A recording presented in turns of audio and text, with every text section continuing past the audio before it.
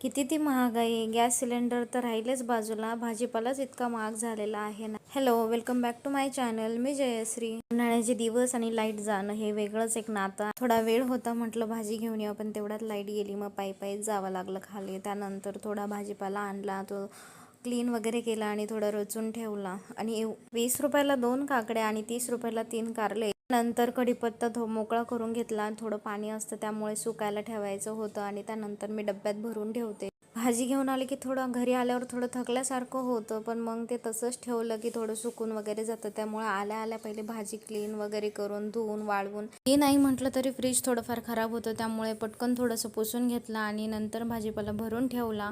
त्यानंतर जेवणात इतकं काही बनवायचं नाही, त्यामुळं सर्व फ्रीजचं ऑर्गनाईज करत बसलं. तर मी इतकी वाढली ना, त्यामुळं पाणीच पिलं जातं जेवणाला, इतकी भूकच नसते संध्याकाळी. मग थोडा शिरा बनवला. तर राहूनचा उपवास होता दुसऱ्या दिवशी, मग त्यासाठी साबुदाणे भिजत ठेवले होते टिफिनसाठी. लिंब भेटलेच नाही भाजीपाला घ्यायला गेली तेव्हा, त्यामुळे परत मॉलला गेलो तिथं मिळता म्हणून. तर 100 रुपयाचे एवढेच लिंब आलेले.